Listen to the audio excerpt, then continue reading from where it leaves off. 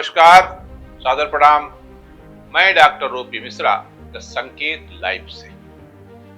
आज हम बात करेंगे प्रधानमंत्री नरेंद्र मोदी के उस भाषण का जो उन्होंने मंगलवार को गांधीनगर गुजरात में दिया था और कहा था कि भारत अगले 1000 वर्षों के लिए वृद्धि का आधार तैयार कर रहा है। हमारा ध्यान केवल शीर्ष पर पहुंचने पर नहीं बल्कि उस स्थान को बनाए रखने पर है। उनके द्वारा इस बयान की मैं विस्तार से चर्चा करूं उससे पहले पता नहीं क्यों मुझे हैरत इलाहाबादी का एक शेर याद आ रहा है। वो शेर इस तरह है, आगाह अपनी मौत से कोई बसर नहीं, सामान 100 बरस का है बल्कि खबर नहीं। मेरी ये बात तमाम लोगों को नागवार गुजर सकती है, लेकिन अगर इसकी गंभीरता को आप समझने का प्रयास करेंगे तो पता चलेगा कि बात में दम है। गांधी का ये विजन भारत की महान परंपरा से निकला है।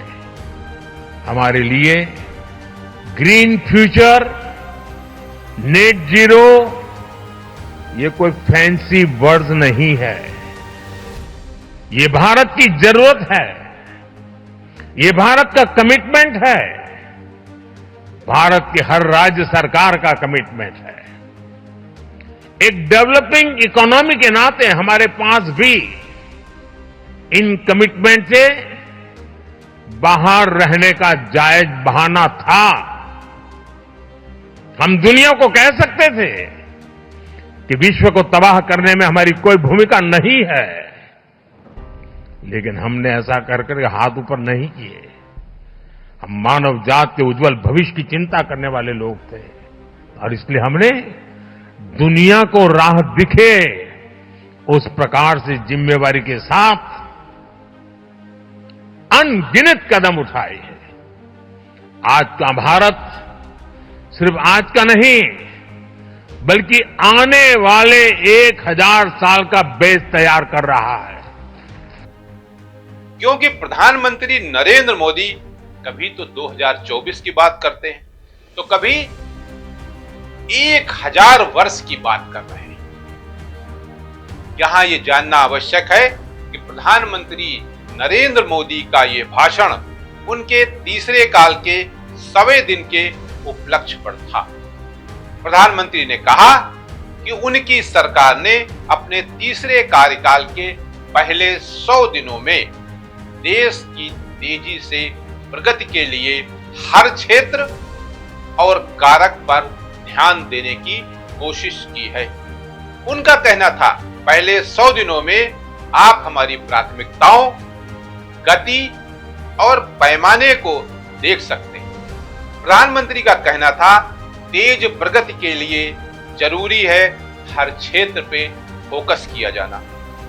भारत की विविधता, पैमाना, क्षमता, संभावना और प्रदर्शन अद्वितीय है। मोदी ने कहा कि सरकार अयोध्या समेत 16 शहरों को सौर शहर के रूप में विकसित करने पर काम कर रही है। भारत 2047 तक विकसित राष्ट्र बनने के लिए अपनी ऊर्जा जरूरतों को समझता है। इस मौके पर प्रधानमंत्री ने न केवल अपनी उपलब्धियों की चर्चा की बल्कि तमाम महत्वपूर्ण घोषणाएं भी की।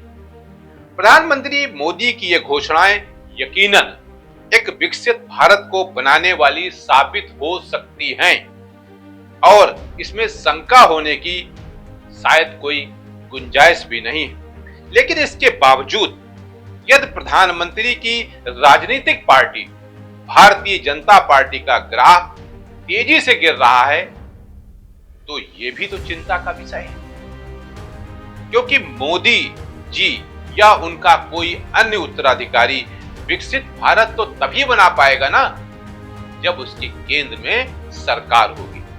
आज देशवासियों के दिलों में और विचारों में भाजपा के प्रति वो गौरव और वो सम्मान शायद अब नहीं रहा। जैसा 2014 और 2019 में था। वरना 2024 में भाजपा को बैसाखियों की आवश्यकता न पड़ती। भाजपा को यदि 50 साल तक सत्ता में रहना है, जैसा कि उसके मंसूबे थे और जगह जगह ये कहा गया था भाषणों में, प्रेस कॉन्फ्रेंस में, कि हम आ गए हैं 50 साल तक जाने वाले नहीं, तो उस दीर्घकालिक योजनाएं बनाने के बजाय 24 या 1000 वर्ष का सपना दिखाने के बजाय तत्काल के लिए भी कुछ किए जाने की आवश्यकता है। अरे भाई, आज हमारे शाम के भोजन की व्यवस्था करिए, पहली तारीख से हमारे पास 25,000 रुपया महीना भेजेंगे, वो तो अलग की बात है। सत्ता का विकेंद्रीकरण करना होगा। एक आदमी की पहुंच भी सत्ता तक रहे, एक आम आदमी की पहुंच सत्ता तक रहे, इस बात की भी चिंता करनी होगी और लोगों को विश्वास दिलाना होगा कि प्रधानमंत्री मोदी मन की बात नहीं बल्कि जन की बात भी करते हैं और सुनते हैं। वन मैन शो का जो खेल है वो बहुत दिनों तक नहीं चलता। सरकार और उस पार्टी को सत्ता में जो है उसको यह समझना होगा कि जब हम सत्ता को का विकेंद्रीकरण करते हैं तो तमाम लोगों के हाथ में पावर होता है और उस पावर का इस्तेमाल वो जन कल्याण के लिए करते हैं, समाज के कल्याण के लिए करते हैं। मोदी हैं तो मुमकिन है या मोदी की गारंटी, ये बात कहने में अच्छी लगती है, सुनने में अच्छी लग सकती है, लेकिन यथार्थ में ये बात उतनी दमदार नहीं है। व्यक्ति काहे की गारंटी दे रहा? व्यक्ति की क्या गारंटी? गारंटी पार्टी की होती है, गारंटी सरकार की होती है। राहुल गांधी ने भी तो गारंटी की बात की थी, उनकी गारंटी को लोगों ने क्यों नहीं गंभीरता से लिया? कि वो सत्ता में नहीं थे। गारंटी सत्ता देती है, सरकार देती है, व्यक्ति नहीं। इस बात की भी चर्चा करनी होगी प्रधानमंत्री और सत्ता प्रतिष्ठान से जुड़े लोग और उनकी पार्टी को, और लोगों को विश्वास दिलाना होगा प्रधानमंत्री सिर्फ मन की बात नहीं करते। सत्ता प्रतिष्ठान के सर्वोच्च पदों पर बैठे लोगों को स्वयं भ्रष्टाचार से दूर रहना होगा तथा भ्रष्टाचारियों से भी अपने को दूर रखना होगा। ये नहीं कि आपने शाम को कहा कि वो बहुत बड़ा भ्रष्टाचारी है और सुबह अपनी पार्टी मिला लिया, तो फिर इसका मतलब तो ये हुआ कि हम्माम में सभी नंगे हैं। आप भी भ्रष्ट हैं और जिसको आपने मिलाया वो भी भ्रष्ट है। आप सबको पता है, आप भले ही शराब न पीते हो, लेकिन 1 महीने तक अगर आप शराब के ठेके पर जाएं और वहां बैठते रहें तो ये मान लिया जाएगा कि आप शराब पी रहे हैं, चाहे छुप कर चाहे खुले आम। मैं मानता और समझता हूं कि राजनीतिक दलों के लिए सत्ता ही सब कुछ होती है और सत्ता प्राप्त होती है चुनाव जीतने के बाद। लेकिन चुनाव जीतने के लिए या फिर सत्ता प्राप्त करने के लिए अगर हमने बिना आगा पीछा सोचे दागदार, भ्रष्ट तथा अपराधी प्रवृत्ति के लोगों को हमसफर बना लिया तो ये मान लीजिए कि सत्ता आकर भी चली जाएगी, क्योंकि ऐसे में देश की 144 करोड़ जनता सीधे तौर पर आपको ही भ्रष्टाचार का सरगना मान लेगी। अरविंद केजरीवाल जो उत्तर दिल्ली के मुख्यमंत्री थे, उन पर जांच एजेंसियों ने तमाम आरोप लगाए, लेकिन दिल्ली की जनता ने अभी यह नहीं माना है कि वो भ्रष्ट है। इसीलिए वो कह रहे हैं कि नवंबर में चुनाव करा दें। तो जब तक जिस दिन जनता ने आपको भ्रष्ट मान लिया तो फिर आपका जो पैमाना है वो नीचे आ जाएगा। मैं ये बिल्कुल नहीं कहता कि मोदी सरकार ने पिछले 10 वर्षों में और 100 दिनों में कुछ नहीं किया। बेशक किया, काफी कुछ किया, लेकिन जो भी किया उसमें भ्रष्टाचार भी हुआ है। मैं नहीं कहता कि मोदी जी ने भ्रष्टाचार किया, लेकिन भ्रष्टाचार हुआ है। और सोशल मीडिया के जमाने में आप लाख चाह कर भी भ्रष्टाचार को छुपा नहीं सकते, कहीं न कहीं से लीक होके आ जाता है। लोगों के पास काम नहीं है, नौकरी नहीं है, रोजगार नहीं है, पुल बन रहे हैं, गिर रहे हैं, सड़कें बन रही हैं, धंस रही हैं, महंगाई बढ़ती जा रही है। आप कंट्रोल करने के बजाय आंकड़ों का खेल खेल रहे हैं। आप अपनी उपलब्धि बताने के बजाय 70 साल की चर्चा कर रहे हैं। बिना रीढ़ की सरकार बता रहे हैं। ये वाक्य मैंने इसलिए इस्तेमाल किया है कि भारत के गृह मंत्री अमित शाह जी ने कहा कि अब तक जो भी सरकारें रही वो बिना रीढ़ की सरकारें रही। माननीय अमित शाह जी, उसमें अटल बिहारी वाजपेयी की भी सरकार थी। क्या वो भी बिना रीढ़ की सरकार थी? और अगर थी अच्छी बात थी।